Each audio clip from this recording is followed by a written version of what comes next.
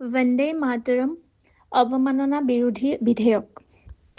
কোলাহলপূৰ্ণ পৰিস্থিতিৰ মাজতে লোকসভাত বন্দে মাতৰম ৰাষ্ট্ৰীয় সংগীতক অৱমাননা কৰাটো দণ্ডনীয় অপৰাধ হিচাপে ঘোষণা কৰা এখন গুৰুত্বপূৰ্ণ বিধেয়ক পাছ কৰা হৈছে। এই বিধেয়কখনৰ নাম হৈছে the prevention of insults to national honour bill 2026।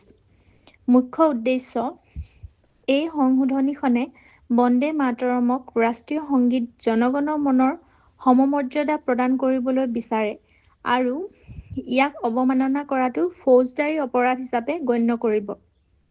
আইনী ব্যৱস্থা আৰু শাস্তিৰ বিধান। বৰ্তমানৰ আইনৰ পৰিসৰ।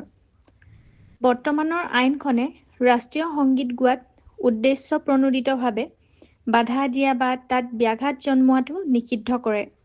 এই অপৰাধসমূহৰ বাবে 3 বছৰলৈ জেল, জৰিমনা বা উভয়ৰে বিধান আছে।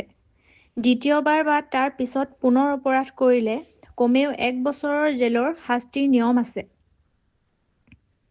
নতুন সম্প্ৰসাৰণ। ব্ৰিটিছ বা নতুন সংশোধনী বিধেয়কখনে এই আইনী সুৰক্ষা আৰু শাস্তিৰ বিধানসমূহ ৰাষ্ট্ৰীয় গান বন্দে মাতৰম লৈ সম্প্ৰসাৰিত কৰিছে।